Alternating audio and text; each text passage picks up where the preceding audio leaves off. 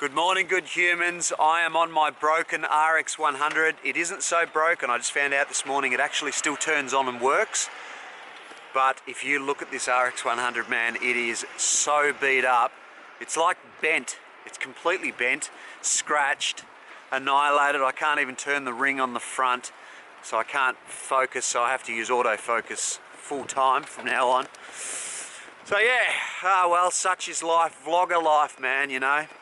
You're using the cameras so much that they get beat up, you know. So this is the funny thing about vlogging is I don't reckon you want to spend a lot of money on cameras. I mean, here's me saying it after having done it, but I reckon like a Canon G7X is cheaper than this RX100, and they're fine, you know. They do the job. You know, this is a really expensive camera, this RX100 in Australia. Anyway, it's about, I don't know, I think it was 12 or 1300 bucks. And to destroy it the way I've done it, it sucks a little bit. Anyway, we're going for breakfast. The new moon play out soon.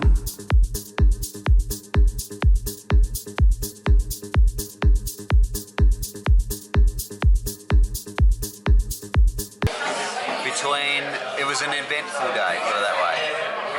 Did you have a nice day? I had a nice day. I had a massage and then drove to Bendigo and had a nice time in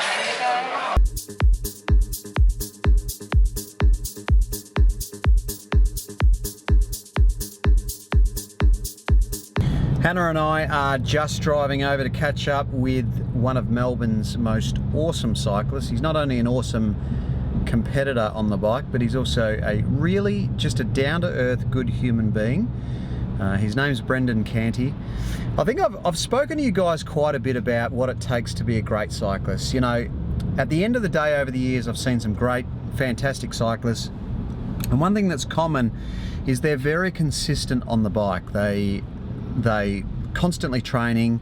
Takes 4 to 5 to 6 years to become a really strong bike rider.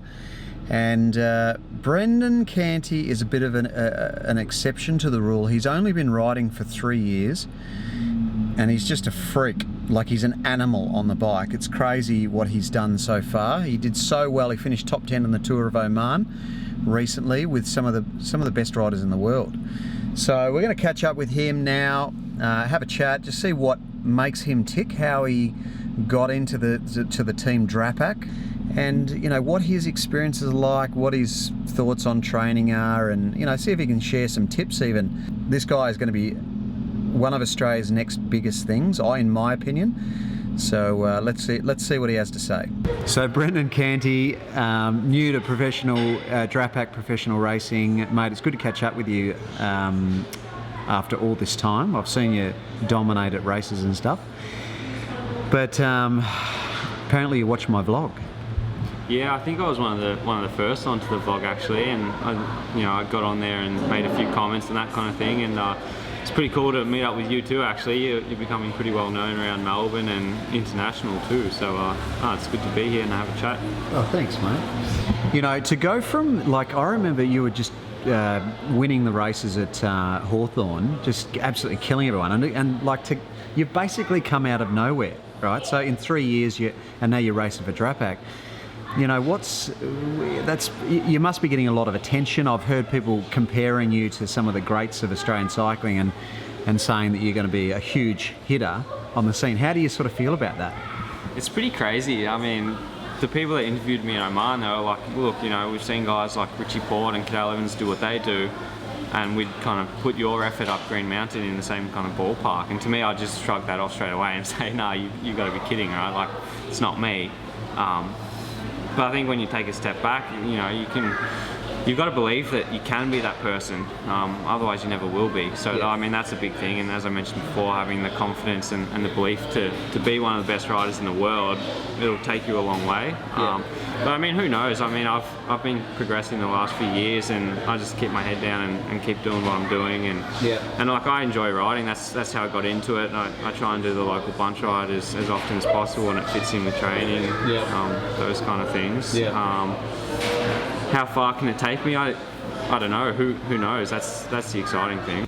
The two pre-stage favourites, Vincenzo Nibali and Romain Bardet, butted heads on the climb. Mihaly Kudus and Brendan Canty tried to stay with them, but they just proved to be simply too good.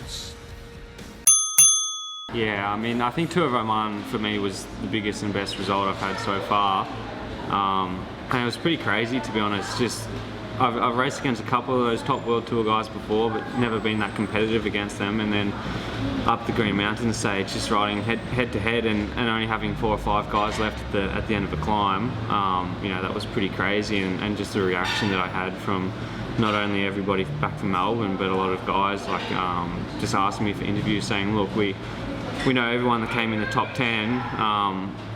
And your name popped up, and we've got no idea who you are or where you've come from. Like, what's your story, kind of thing. So, you know, to have that reaction from people that have been following the sport for a long time, you know, a new guy on the block, but doing pretty well. It was a great feeling. Yeah. Was anyone saying anything to you? Were any of the big hitters sort of talking to you mid-race or? Yeah, I mean, before Green Mountain, not really, and then after Green Mountain, yeah, there was definitely a little bit more of, you know, this is the kid that just went up Green Mountain pretty bloody well. You know, Richie Port came up to me at the buffet. He went out of his way and came up after that evening actually and said, mate, that was a huge ride, really impressed. Having him say that to me was pretty awesome actually. And yeah. Just watching him on TV the other night come third in Paris-Nice, like he did really well there. And it's obviously somebody that I followed a lot in the past, watching him ride in support of Chris Froome at the Tour de France, and you know, having him, you know, genuinely come up and give me some really good feedback about my ride. That was cool. Yeah. Really cool. Yeah. So what's the next thing in terms of racing for you now? So what's the next goal? Obviously you're going to go overseas for the rest of the year. You would have set some goals. What are the big races that you want to do well in? Yeah, so this year's going to be really big. A lot of guys from our team going over to Europe and basing themselves there, and I think it's quite new for the team getting a lot of races in the European. Last year they were American, so we did Utah, Colorado, and Tour of California. That's kind of off the calendar, and heading over to Europe and the racing there. I mean, I haven't done it before, but from what I've heard, it's super tough. Yep. It's going to be a huge learning experience for me. Yep. And there's some really big races that we've got coming up, so it's going to be really exciting. Yeah. Is there anything specific that you think that you're talking about, or? I mean, the team's got to start at Giro del Trentino. Yeah. Whether I get a start there or not, you know, I'm penciled in, but I mean, things change all the time, depending on who's in form, who got sick, what's been happening and stuff. But I mean, that's a huge race, and you look at the past winners. I think it might have been Richie Port last year, and the year before that was Cadel Evans. But you know, all the top Giro d'Italia. I mean, it's a few days before the Giro d'Italia, and they use it for preparation for that. So you turn up to that race, you know everyone's got good form. So to get the opportunity to go there would be really cool. But that's probably the next biggest one. I think that's late April, mid to late April. So we're just heading over to Stephen Lane. He's a very well-known rider / coach here in Melbourne. So he's Brendan Canty's coach. So it's pretty uncanny because I've sort of sat down and interviewed Brendan, and he said, well, why don't you come over and do this step test?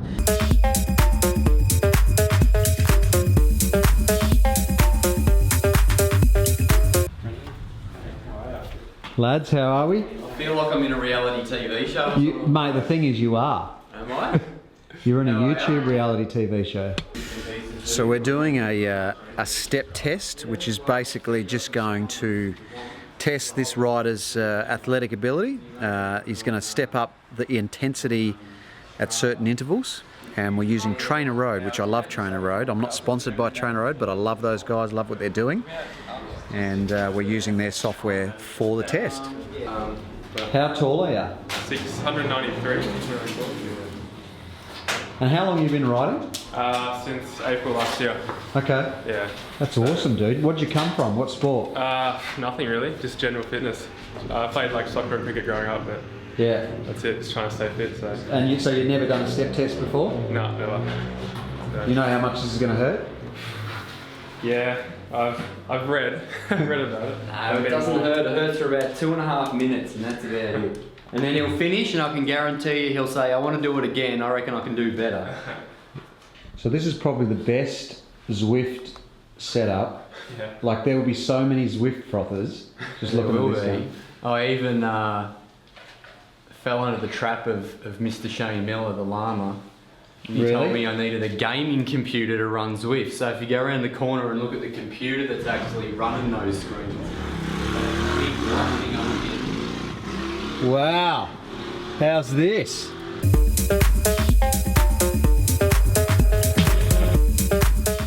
Jump on and start ticking your legs over, and we'll make sure everything's going okay.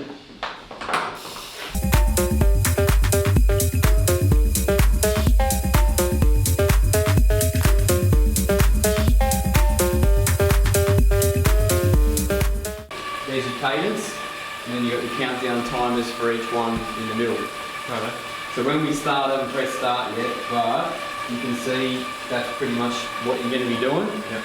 So it's going to go up 25 watts Yep. every 150 seconds, so 2.5 minutes. Okay. All you got to do is keep pedaling. Yep. It'll be easy. Look, there's 200. We'll start about here. 300's probably all right. What'd you hold up King Lake on the weekend, power-wise? Oh shit, my best is like 430. Alright, so that's probably your best like 16, 17 minute power. So your VO2 max power is probably higher than that again. So we're probably looking at like 475 or something, 450, somewhere around there. So you're pretty much going to be off the chart. It's easy, 20's hard. At the end of each stage, I'll just pop that in front of you. Don't think about it too hard, just go, alright, I'm about there. And we'll note it down. And then it'll just give us a bit of feedback as to how hard any given stage is.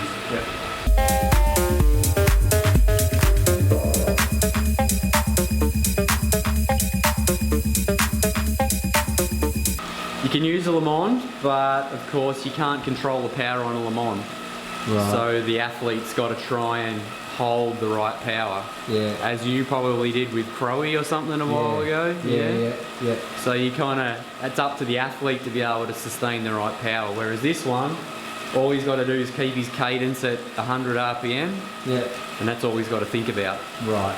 There's no up or down or anything. It's just when it gets hard, he's either going to be able to hang on to it or not be able to hang on to it. So. Alright, so his RPM, so he's looking at his RPM. Correct. Yep. So we've got his cadence up on the screen on the right hand side. Yep. Heart rate. Yep. So that's there. Yep.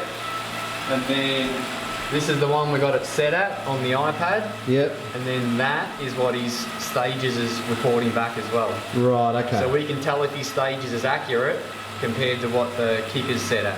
Okay. I've had enough power meters on this kicker now to know that it's pretty good at being spot on. So. Right. Alright mate, into the first one, Millie. How hard is it? Say 11. So the 369 or 354, the number that's bouncing around Yeah. is what he's actually pushing out. Okay. And the number just below that is what it's actually set at his resistance. He's Okay. doing 350 watts now. Yeah. I've got to say, my FTP is somewhere around 300 at the moment. It's probably 290. He's pushing 351, even higher, up to 370, and he's making it look easy.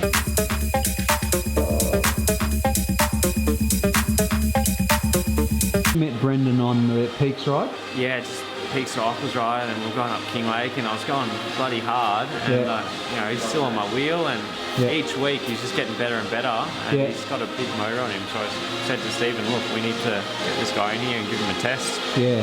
So this is sort of a talent identification test, Yeah, really? I mean, it's a great way to find people that have heaps of potential, but they might not race, or they're new to the sport. You get them in here, controlled environment, and just the numbers don't really lie in this kind of scenario. So it's great for that. Yeah. Yeah, right. Okay, we are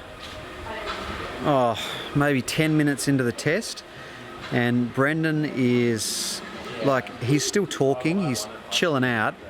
And he's pushing 375, 400 watts. That is hardcore power, and he's doing it easy.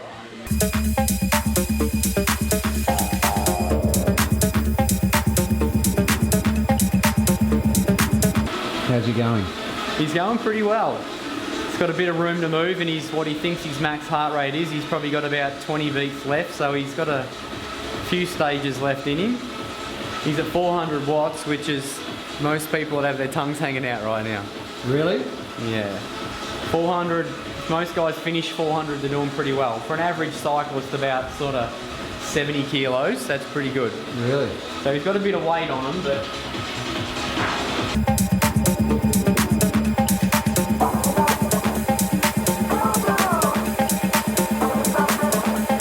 Starting to show a little bit of fatigue, but that's normal, I think, because he's at the step that I actually finished when I do this step test. So Really? But you're only 60... 60, yeah. 60 let's just say 60. So Okay.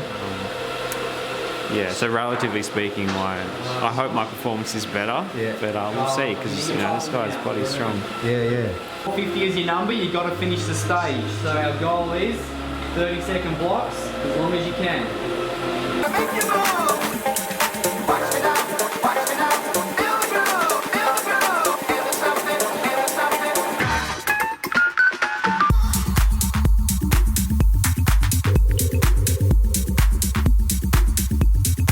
If you can nudge 500, you'll be the first man I've ever seen to nudge 500. 3, 2, 1. Good job, here we go, now it hurts. 2.5 minutes. Come on, finish this off. We're gonna get to 500. Come on. Awesome job, 20 seconds to go. 1, up we go. 500 watts. Job mate, come on. 30-second blocks, let's get through this. 5 30-second blocks. He is in 500 watts and he's still drinking. 15 seconds in, finish this off, come on. As long as you can. Dig deep. Come on. Good job, come on, we're nearly at a minute in. Job mate, come on, everything you got. Let's go, come on. Numbers, chase the shoulder, let's go. Come on. Good job mate, you made it to a minute to go. Come on, dig deep. 1 more minute. Good job. Well done, Right, legend. Spin easy, spin easy, spin easy. There should be no resistance. Awesome job. Awesome stuff, bro. What's the first word you've got for me? Just, So hard. yeah, a lot harder than I expected. You It's impressed? impressive. Very impressed. Very impressed, but at the same time, I'm not surprised, because I've seen what he can do out on the road. He's a monster. So you've never seen anyone do that sort of wattage? No, I've never seen anyone actually get into 500 before. I've seen Tommy Leaper finish 4.75 with an arm in a sling when he had a broken collarbone. But that's the best I've seen. That's gotta be worth a few extra watts then. So well done, mate. You've done well. 6. Alright. So here's the numbers. Let's talk about it. So he got through 475 but didn't finish 500. So what we do is take a percentage of that stage. So he made it 90 seconds into 150 seconds. And then we add that on to the stage that he actually finished. Right. So his maximal aerobic power, or his power at VO2 max, Yeah. is 490 watts. So if he was going to ride at 490 watts, he'd be using his maximal amount of oxygen his body could possibly use. Right. At 82.5% of that is usually spot on where your threshold is, Yep. and that is 404 watts. Yep. Now the awesome thing is about cycling is that we know there's a linear relationship between power output and oxygen consumption. So from that test, even though we didn't have a mask and stuff hooked up to him, we can actually predict what his threshold is, predict what his VO2 max is, based upon what number he got to. Right. So 490 watts takes approximately 6 litres of oxygen. Yep.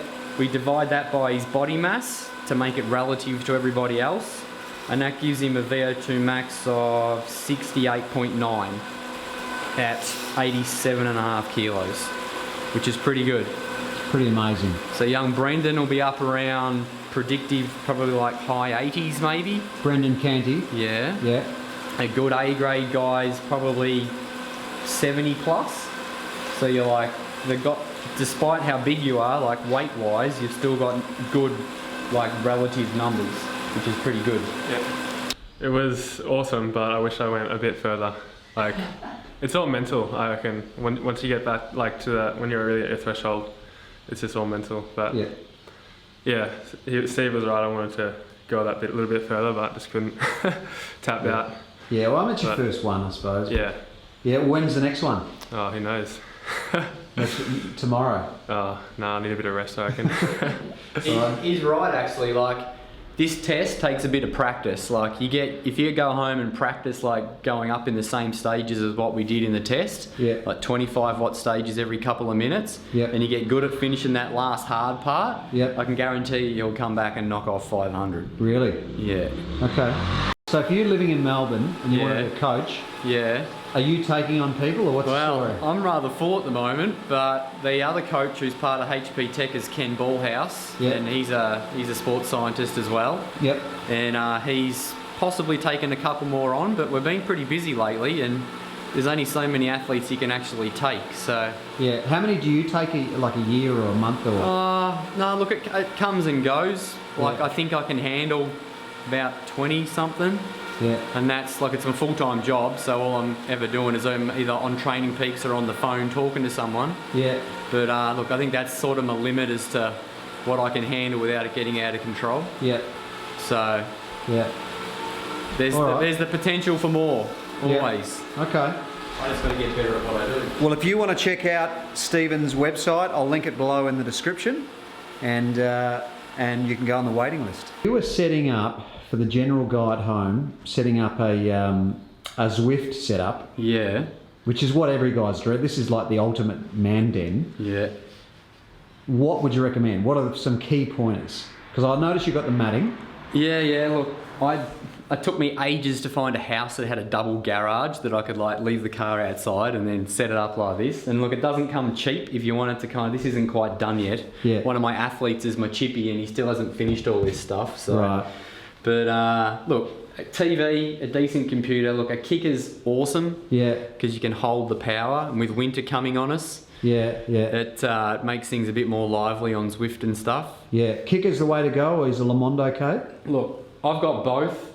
A kicker's awesome for doing what we just did. Yep. If you want to rip into some good threshold efforts and stuff, I reckon the Le Monde's the way to go. Right. You just can hold better power on it. Okay. And it all comes down to the amount of inertia, like the flywheel on that. With Brendan, we had it in a specific gear, so it gets that big flywheel spinning really well, and it feels like you're on the road. But the Le Monde just does it better. Yeah, right. So. Okay.